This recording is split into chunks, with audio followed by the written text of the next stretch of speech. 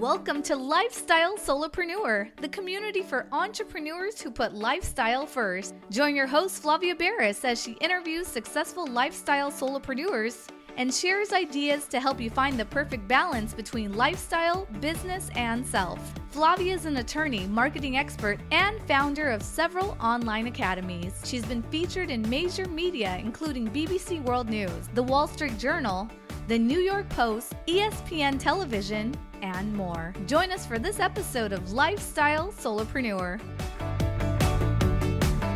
Hey, Lifestyle Solopreneurs. Today, we get to speak with Michael Cinquino. He's a photographer, a speaker, and on-camera coach, and he is based in Brooklyn, New York. His work has been published in the New York Times, on ABC, Comedy Central, and Time Out New York.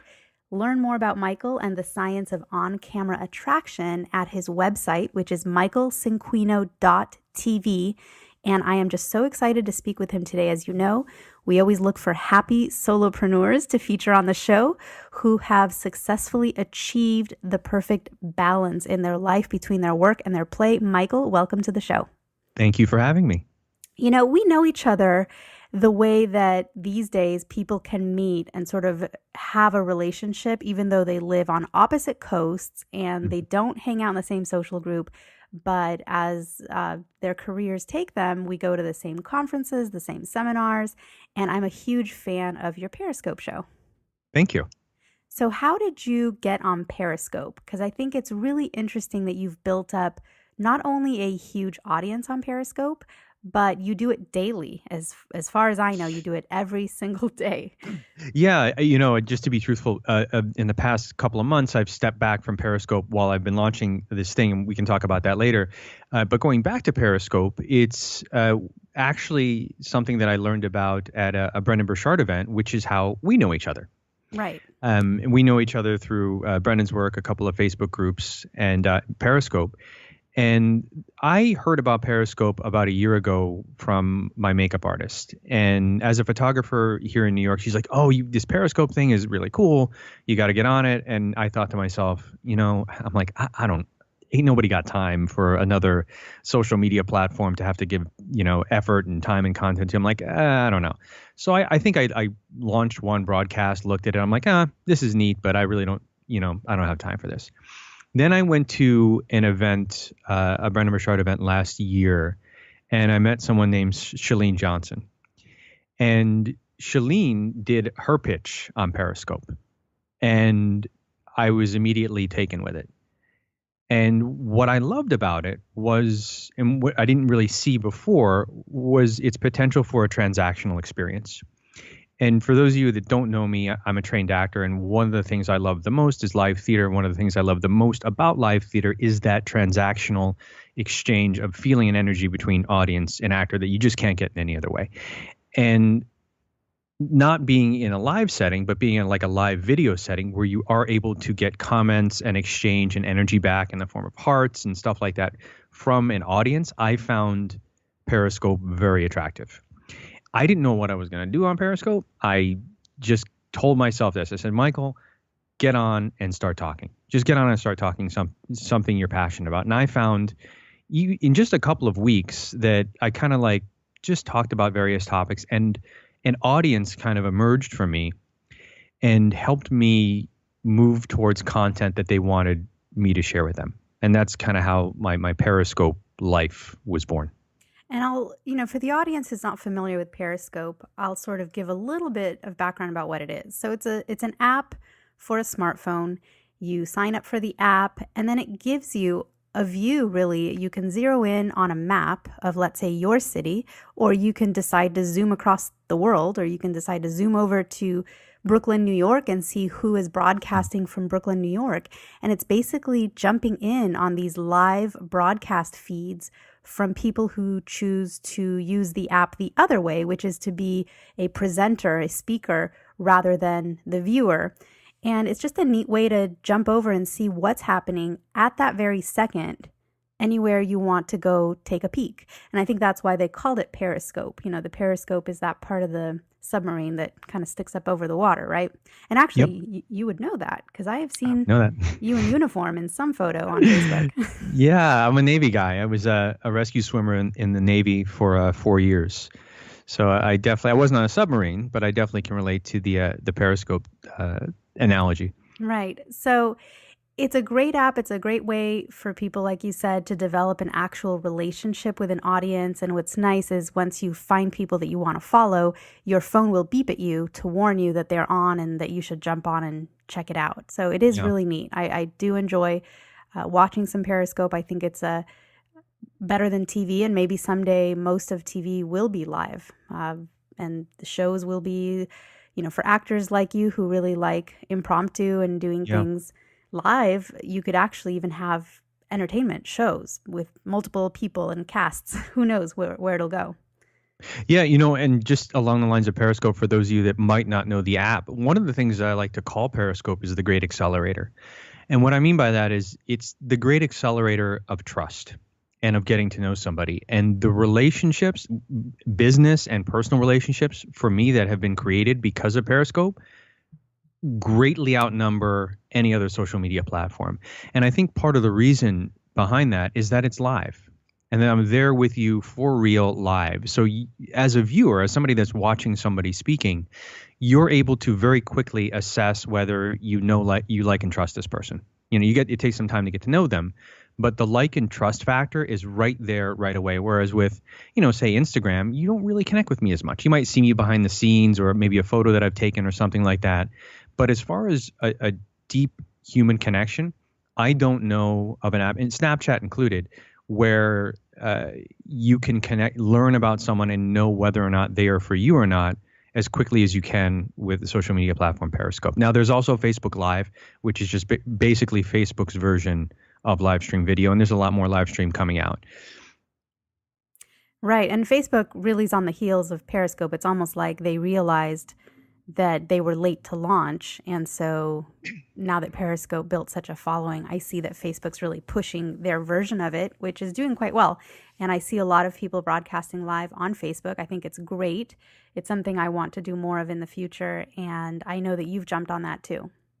I have, yeah. To be totally honest here, the thing about social media and any one of these platforms is that early on, for us users, you and I, Flavia, it's about reach, right?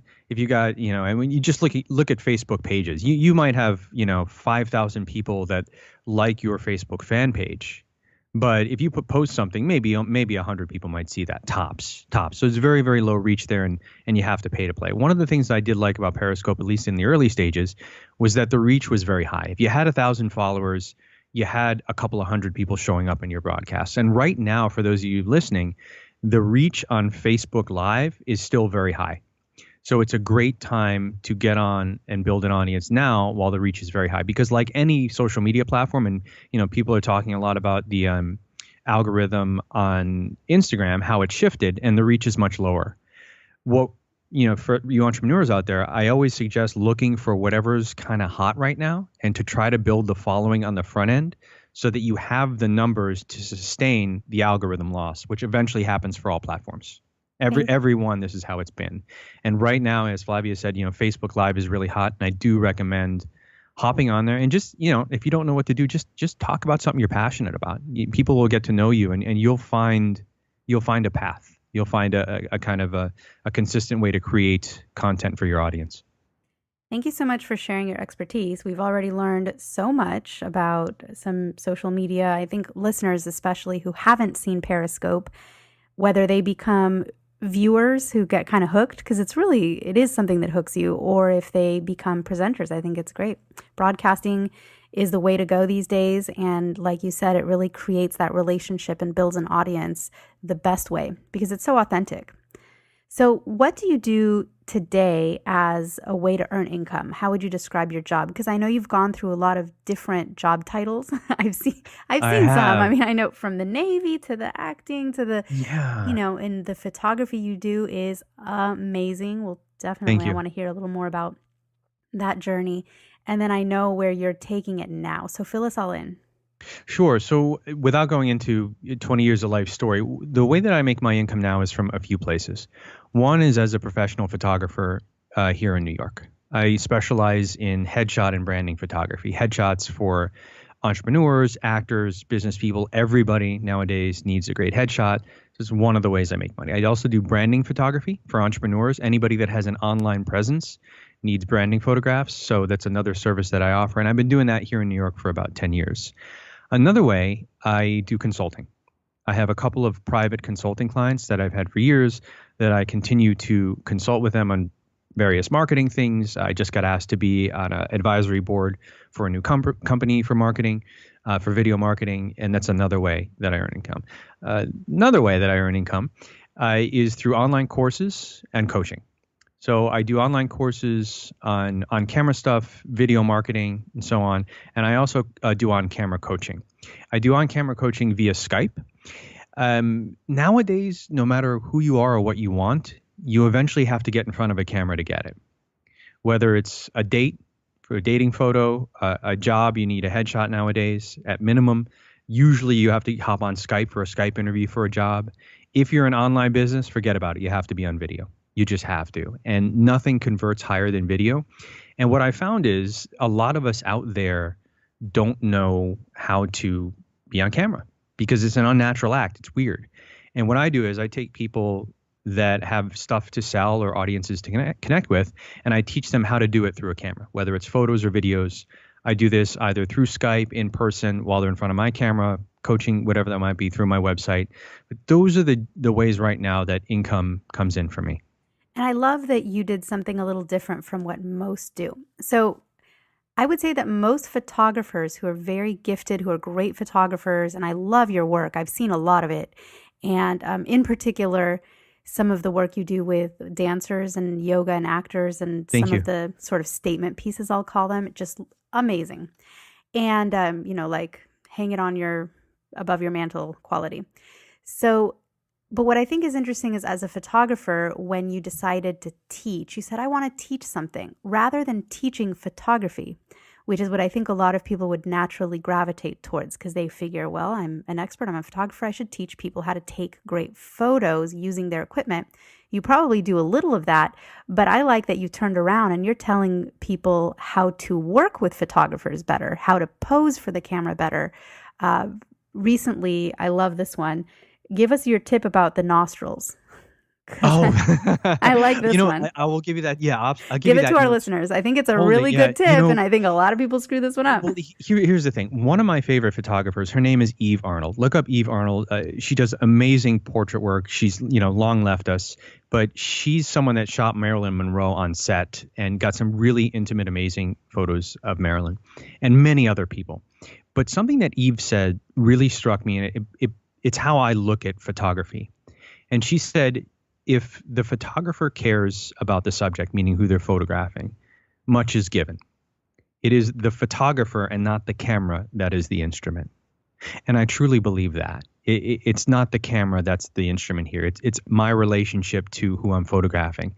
And the reason why I don't teach photographers is because, you know what? I'm a self-taught photographer. And what I would tell photographers, my degrees are in acting. What I would tell photographers is, you know what?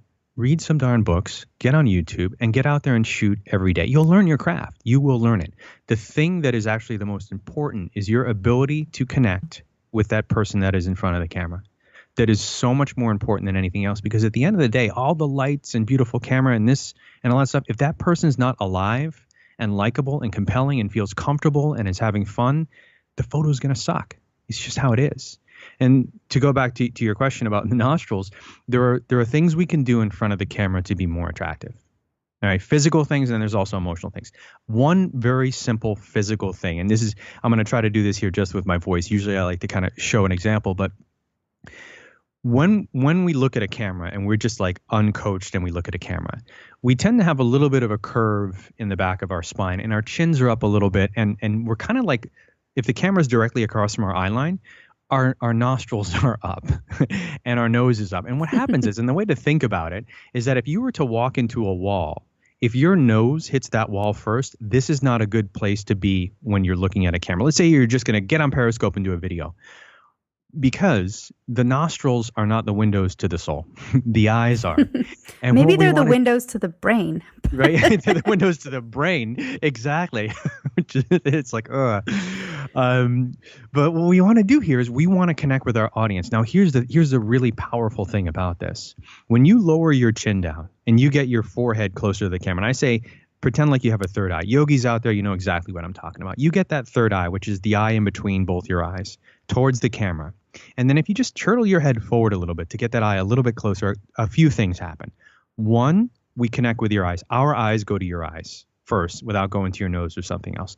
This creates a connection that is so much stronger than if we're looking up your nose. The second thing it does is it makes your face look thinner. Who listening to this broadcast now doesn't want their face to look thinner on camera? This is a way to make your face look thinner on camera without going on a diet. You lower your chin down, get your third eye towards the camera, and just turtle forward a little bit. The third thing that this does is that when human beings, and this is really cool, on a subconscious level, Flavia, I'll ask you, if you wanted to express love to your partner, right, in a physical way, without using your hands, would touching your forehead to that other person's forehead be a good way to do this? Sure. Yeah, right? It's very powerful. So when That's like every Disney love scene moment where, you know, the princess and the prince at the end, they touch their foreheads.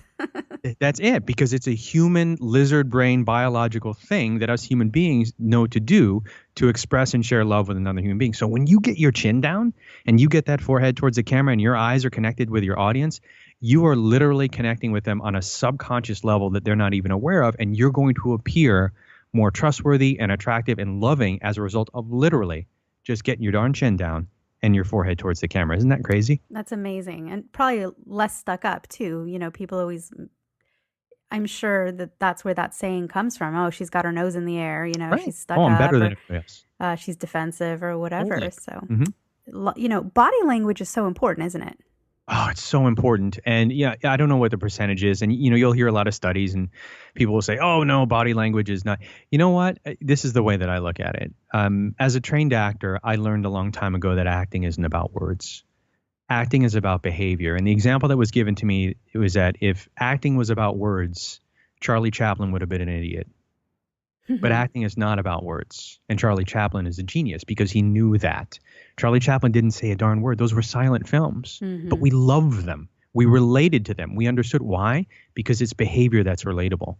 And I think nowadays, especially, that it's very, very important to express ourselves physically and fully, because it's something that brings us much closer together and makes us much more relatable. And I feel like a lot of this is like, oh, you know, I'll just say it. It's like, well, that's not how people are moved. We're moved through behavior. We make connections through behavior. And again, back to the Charlie example, this is the stuff that's really going to move people to physical, what we're doing physically. Words are important. How we're saying things are important. But I'm a firm believer that our physicality, more so than anything else, is the thing we need to work on and to perfect in communication, more so than words and how we're saying things. So true. And where are you taking your business now for the future? What do you envision as next steps for you? Or are you going to keep everything just as it is now? Have you just found the perfect balance you want to hold for a while? Well, you know, I've for the last, I would say probably about a little over 10 years now. I basically had one job. If I could distill it down to one thing, I've had one job over the last 10 years. And that is to see and inspire the best in other people while they happen to have a camera pointed at them. And it's my camera that they've had pointed at them. So I've been asking myself a question over the last year, is that how can I help people in this manner who are not in front of my camera, who can't get in front of my camera, who, you know, how can I reach a larger audience with this? And, you know, going back to Periscope, I did something like 440 broadcasts in, I don't know, 9 months or something like that.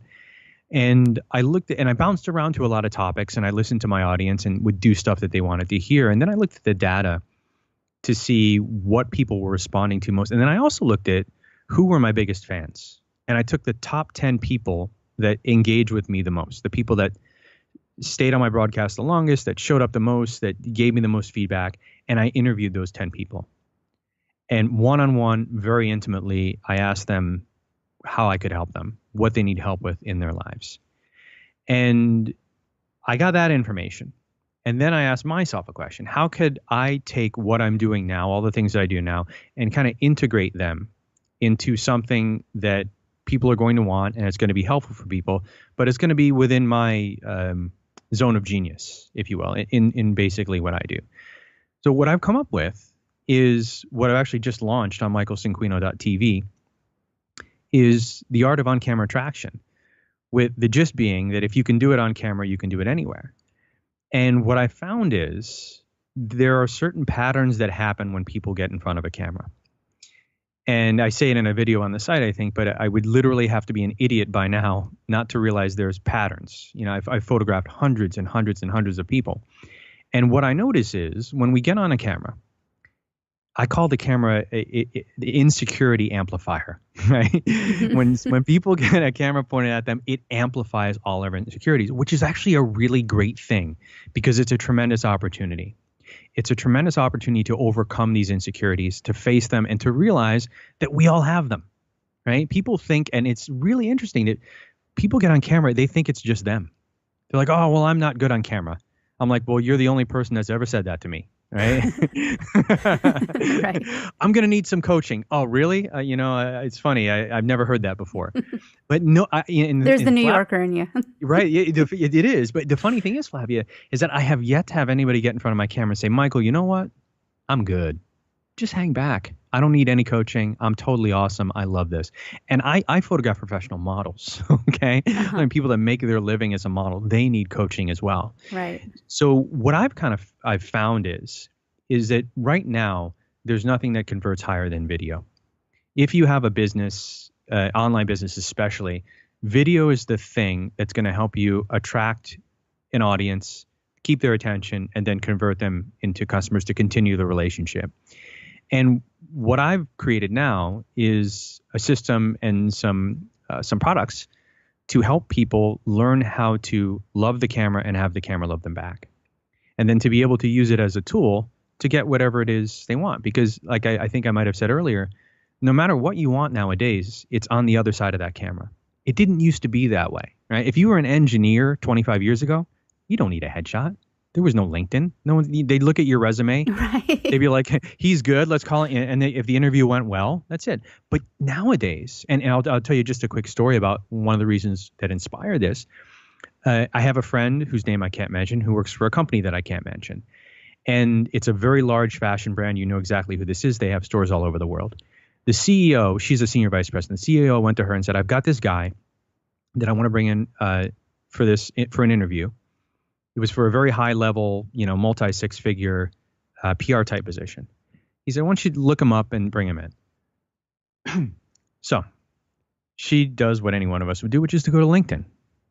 This guy thought it would be a good idea to have a photo of himself in like a tiger suit on his LinkedIn photo.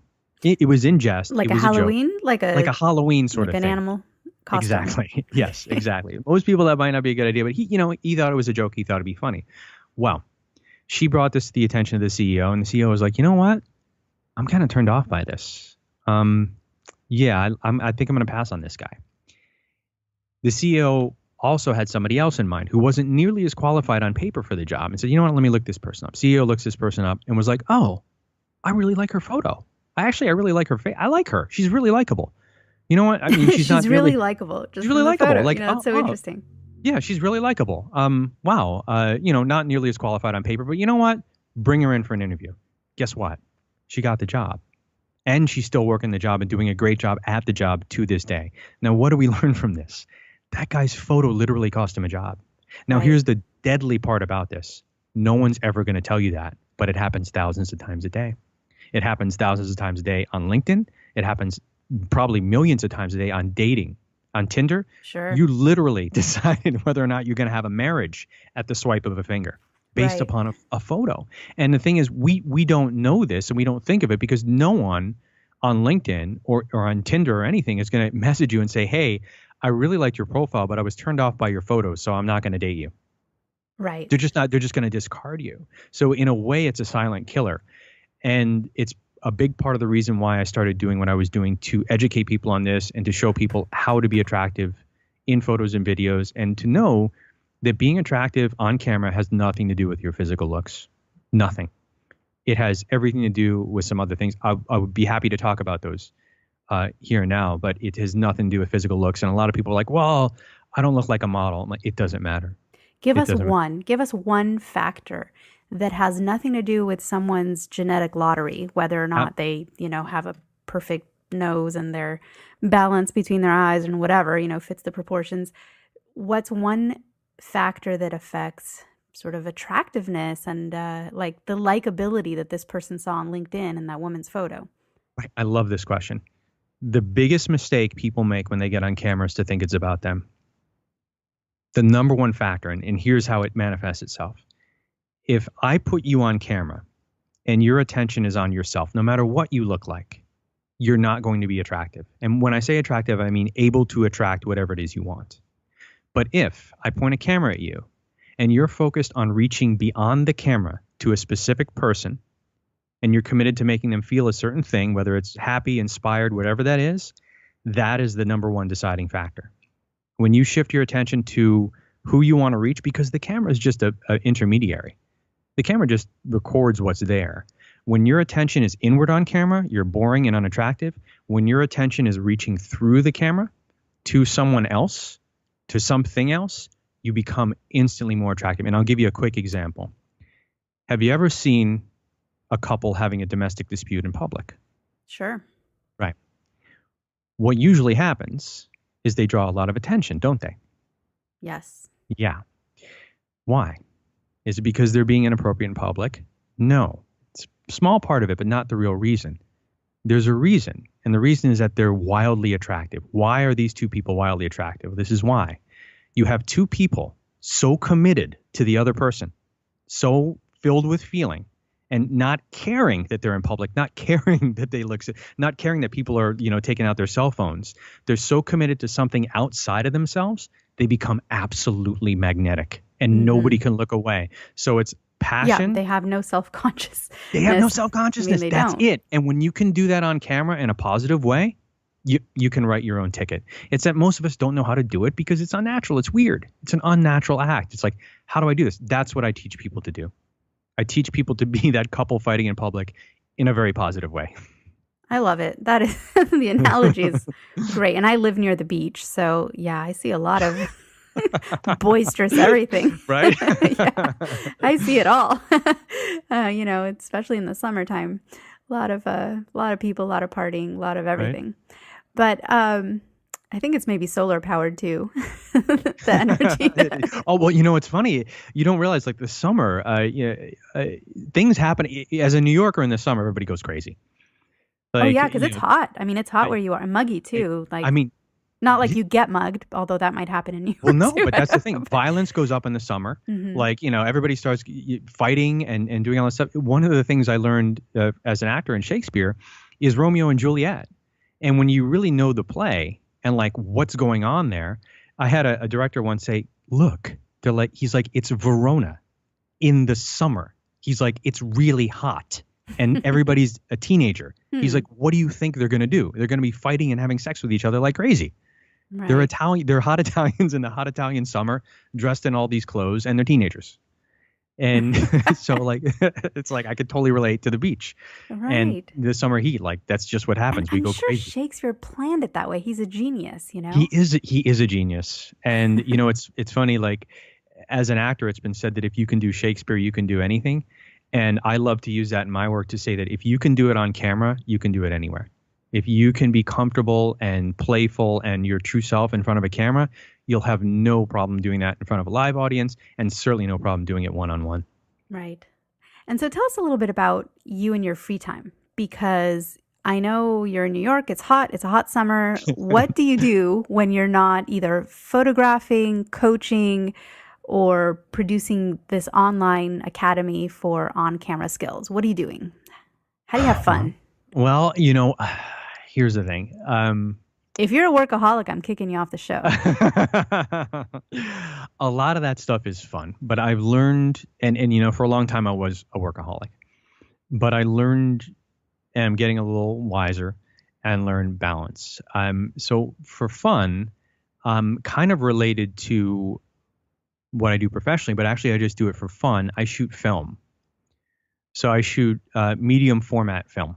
What does Like, that mean? Is it as it, opposed it's to digital, right? yeah, it's real film. Like Like, you know, you end up with a spool like from the cartoons? oh yeah, just Oh, like that. wow. So this is the kind of film that they, shot for a long time, like Right. I guess for the whole 20th century. It's a large format film.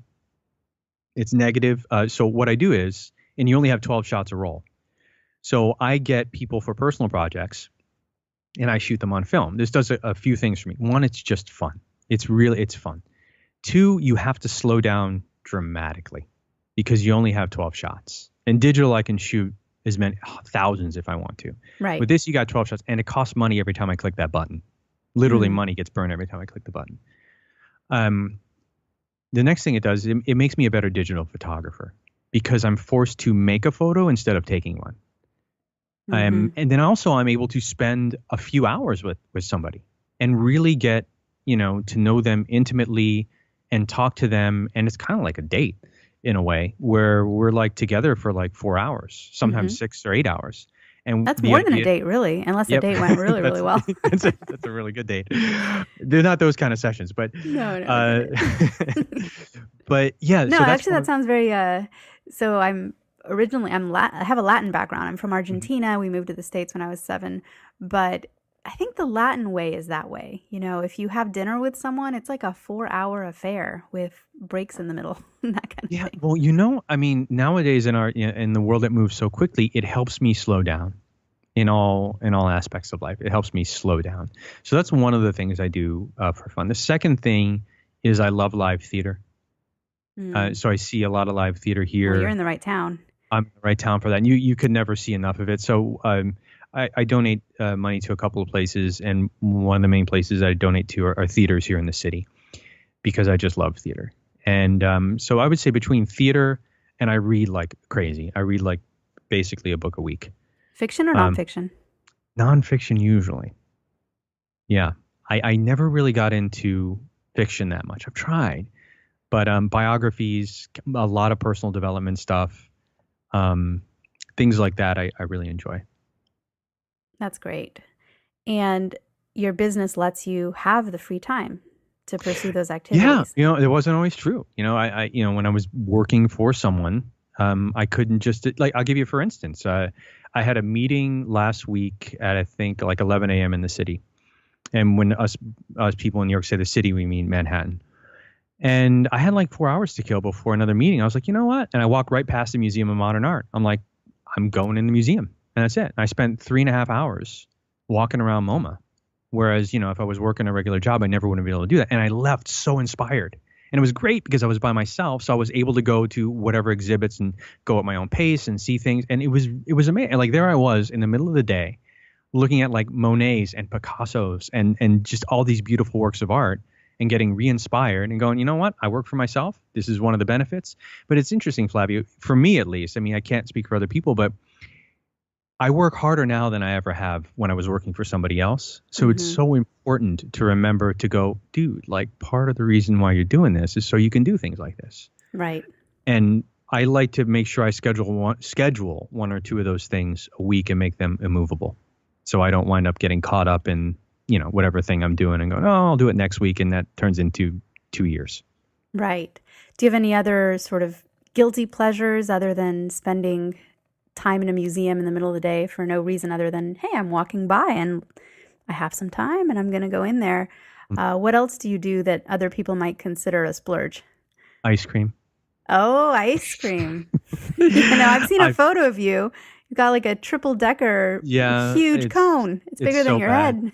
I mean, and in New York, you have access to they have 700 different kinds of ice cream shops here. Oh, and really? There's a shop right across the street from where I live. It's called Oddfellows. It's French handcrafted ice cream. Oh, wow. It's disgusting in a good way. It's just out of this world. Especially right now. It's summer. It's hot. It's good. Yes, I know. It's you have to pay. I have to pace myself because I'm like, Michael, you can't eat ice cream every day. But yeah, that's definitely a guilty pleasure. TV shows are a guilty pleasure. Game of Thrones. Let me be totally honest. one of my guilty pleasures is watching either Academy Award acceptance speeches or scenes from movies that I find inspiring on YouTube. I love doing that. Well, that's pretty cool. Actually, It's one of my that's a nice favorite way things to to do. Yeah, sort of I could connect do that with all day. humanity. Because I mean, those moments. Wow. I I- mean, we're If talking you about ever, emotion.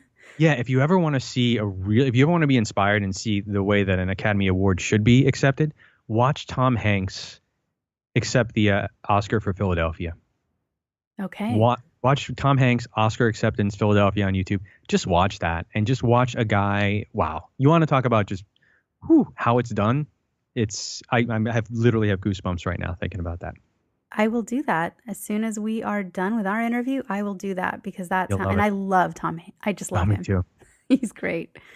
Oh, I wish almost he would, do more work and just keep making lots and lots of movies. I've sort of watched him from when he was in Big and Splash, his Right? early days. What You a just career. see his career and the trajectory. I mean, there's amazing.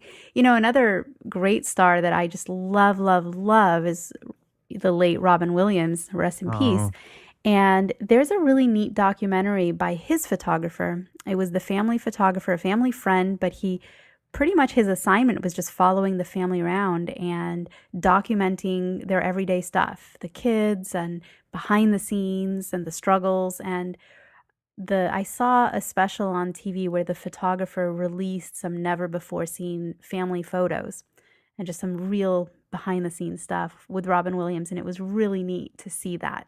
wow. Where can you see Everything this? It was on television, and it must have been on because we purposefully have not had cable TV for probably a decade.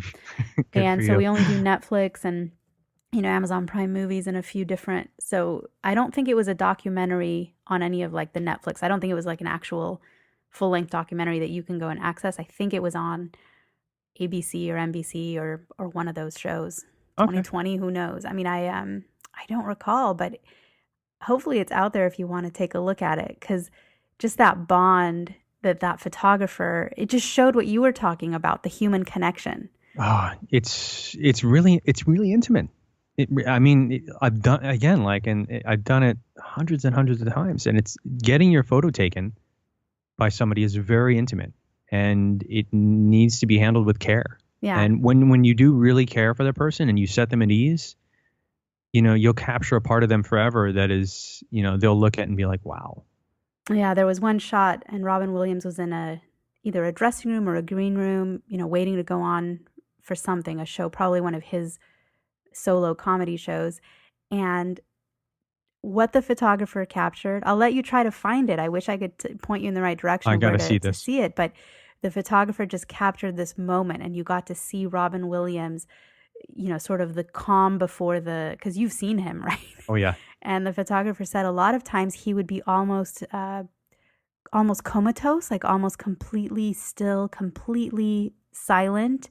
And that was how he prepared himself before that crazy outburst of energy that usually happened when he runs out on stage.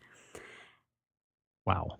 Yeah, and it was almost like, the ocean pulls back and then boom. Right. So I love that very vision. cool stuff. But it made me think of you. And, especially when you brought up big stars like Tom Hanks and actors who just had that profound feeling that really came across on screen in everything they did. Yeah. It's just, I think, one of the things you're talking about here is when it comes through us rather than from us. And I believe that when we're operating at our highest level as human beings, our message, whatever it is, comes through and not from us. And I think Robin and Tom are especially great examples. Meryl Streep's another one, are great examples of people that understand that they are an instrument of transmission. Mm-hmm. And there's a really great, if you watch, I'm going to go check out this photographic thing as soon as I'm done here as well. There's a really great scene, a really great part of the actor's studio. When Robin Williams was on the actor's studio, James Lipton asks him, what the hell is going on with your brain up there? I don't do you think faster than the most? I mean, what is it about you? Because there's just something about him that you just how, and then Robin Williams proceeds to get up and do, I think maybe 15 or 20 minutes of straight improvisation. Just literally in the moment, he grabs a woman's scarf and just goes, and it's hysterical. And he gets done with it, and he sits down, and he goes, "That's the best way I can explain it." And it's just, but again, it's an example of someone completely out of their own way that's allowing this thing to come through. And not to get too kind of woo-woo here, but for me, that's what I want to move people towards. Because we, whether it's on camera or in life, really at the end of the day, it's helping people get out of their own way. Because again, I've been around 40 years now, and I know that 95 to 99% of the time, it's not a lack of strategy or resources. We just seem to get in our own way in many different ways and at many different times. And Robin's a great example of someone who just stepped out of his own way and stayed out of his own way. And, it's very unfortunate what happened to him. He just told the other story.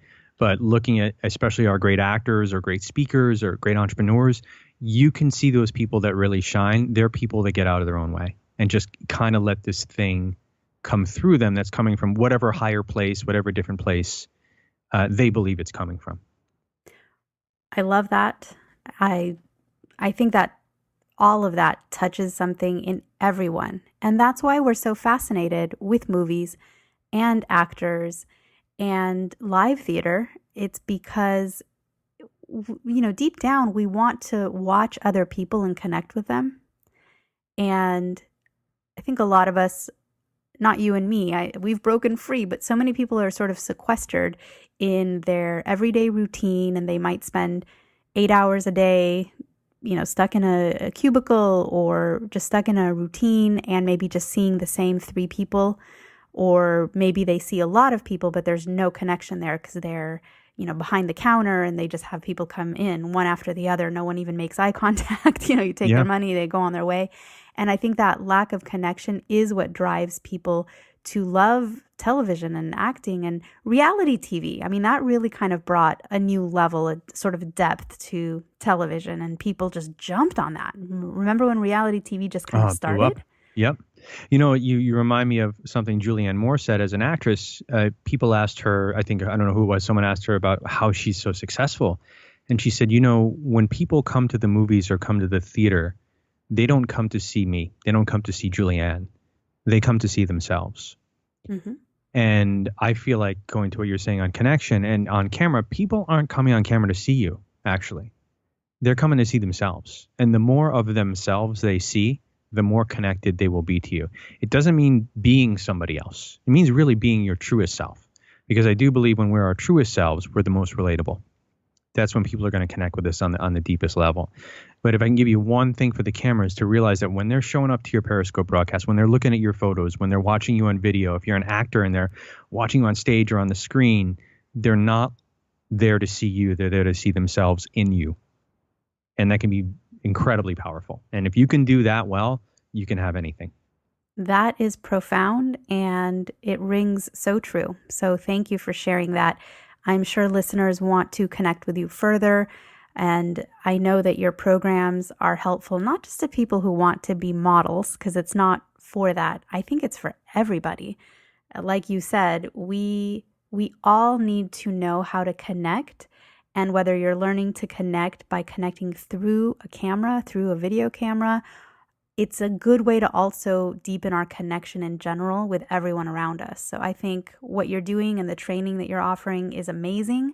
I wish you so much luck in all the newest launches and in what you do in the future. I think you are just a great person. So michaelcinquino.tv is how people can get in touch with you. And Michael is spelled the traditional way. Cinquino is CINQUINO.tv. So Michael, thank you so much for being on the show. Thank you so much for having me. I had a blast. Hey everyone, thank you so much for joining us, and I hope you enjoyed the show. Don't forget to subscribe to this podcast, and if you leave a review on iTunes, I promise I will read every single review. If you know someone who makes a full-time living from part-time work, and maybe this is you, please visit LIFESTYLESOLOPRENEUR.com to nominate a guest or to nominate yourself. Because remember this, money doesn't buy happiness, But money in the hands of a happy person, there is no greater tool. Today's episode was brought to you by the Get Shift Done program. It's a lifestyle-changing online class to help you define your business and lifestyle ambitions and to set goals in a way you've never experienced before. This class will 10x your daily productivity with methods that will blow your mind. And if you use a coupon code podcast, the class tuition is 99% off. Visit GetShiftDone.com to enroll today.